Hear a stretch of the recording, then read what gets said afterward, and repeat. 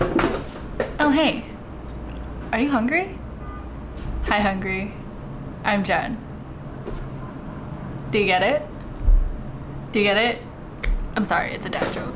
It's a play on the dad joke where the child goes, I'm hungry, and then the dad goes, hi, hungry, I'm dad. So, hi, hungry, I'm Jen. And that is going to be the name of my cooking series, Hi, Hungry, I'm Jen. And today I will be making Chrissy Teigen's spicy miso carbonara.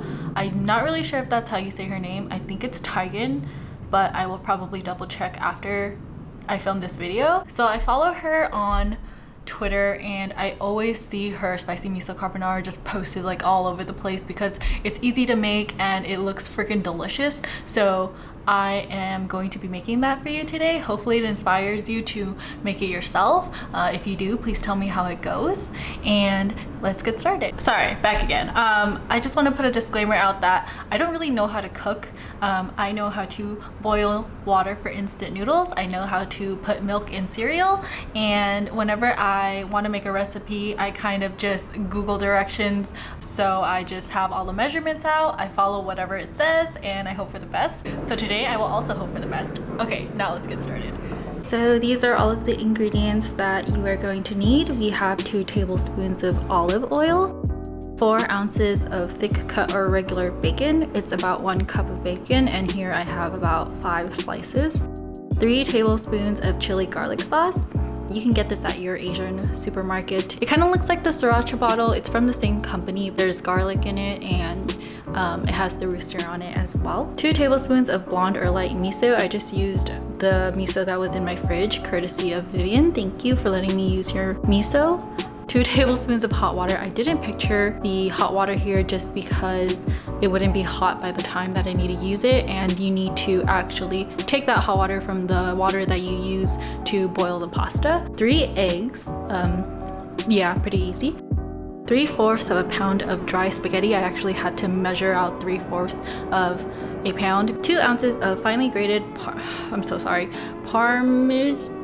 Parmigiano Reggiano cheese. I don't know how to say it. 1 teaspoon of finely fresh ground black pepper. I also didn't include that here because I'm just going to dump whatever I need to dump it on later. And last but not least, 1/2 cup of sliced scallion greens, green onions.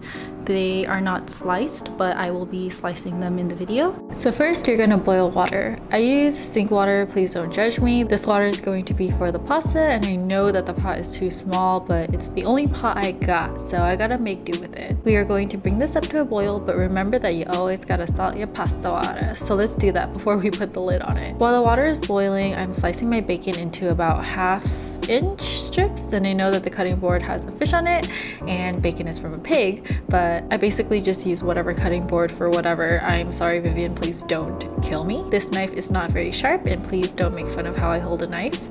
No one ever taught me how to cut things.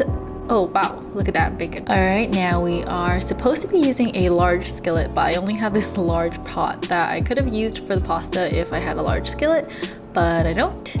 Anyway, you're going to toss that olive oil into the pan and then throw in that bacon that you just sliced. The bacon is going to cook for about 10 minutes until it's all crisped up and crunchy and all the fat renders out of it. While the bacon is cooking, I went ahead and took some water from the pasta that was boiling and put it in a bowl so I can mix the chili garlic sauce and miso together. And once that's all incorporated, you're going to crack your eggs into the mixture as well. I obviously am not very good at cracking eggs, but I'm doing my best here. Once that's done, you're going to whisk everything together so that it's all homogeneous. Yes, that's a word that I learned watching many episodes of Binging with Babish. I love him so much, and it's funny that I watch so many cooking videos and I still don't know how to cook. Alright, so now we got our mixture. Let's set that aside and get our pasta cooking in my pot that is obviously too small for what we're trying to cook. But we're gonna make it happen because I don't have any other choice. In the pasta goes, and we're struggling, but it's abandoned. There you go. We did it, guys. We're going to cook the pasta according to the instructions on the box, and I like my pasta a little bit softer than al dente. Okay, let's check on our bacon, and it looks good, so let's take that off the heat. Let's cut up some green onion. I usually use the knife that I cut the bacon with, but I'm too lazy to wash it, so we're gonna use this tiny knife that I don't think is meant to cut these kinds of things, because I was really struggling with this part, and I also didn't know that green onions can make you cry, so I was definitely tearing up a bit during this process. Usually with a sharper knife, I cut them faster, but whatever, we're just going with this. I'm always so jealous of the chefs who use those knives that can like cut things in one swoop, and maybe I'll have to get my hands on one of those soon.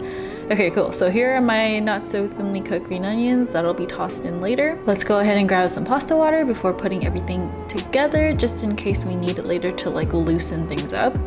The bacon is going back on the heat, and the pasta is going from its little pot to be mixed with the bacon. And I apologize for the lighting. My place doesn't really have good lighting, and at this point the sun was going down, so the lighting is just going to be whack af for the rest of the video. Now we're just going to stir everything together and get those real mixed up, and also so that everything can be nice and hot for when the egg mixture goes in, and that looks good. We're pouring the egg mixture in, and if the heat is too high, the eggs in the mixture are going to scramble, and we don't want scrambled eggs. What you want is for there to be enough heat where the egg kind of just becomes glossy and coats the noodles instead.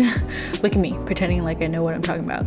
So you're going to need to shake the crap out of the noodles and keep stirring until everything is to your preferred carbonara texture. I'm gonna go ahead and add my cheese and give it a little mix, and then finally that green onion and black pepper that I probably didn't put enough of, but what's done is done. And there you have it, a spicy, cheesy, miso-y, bacony pasta. Bruh. Okay, so this was a little bit harder than I thought, just because it is really hot and there's just so many things going on, and I've never had to film while I cooked before, and this was a new experience for me. I was like running around the kitchen, like turning the camera on, turning it off, making sure the food doesn't burn, and we ended up with this, and it looks pretty good, and I'm gonna try it now because I made it and I worked hard for it, so yeah. Oh my god. Gonna get some bacon. Bon appetit. Bon appetit.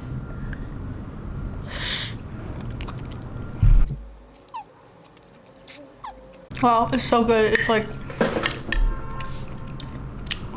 like spicy and miso-y, and the egg is not scrambled, thank goodness, so it has like a creaminess to it.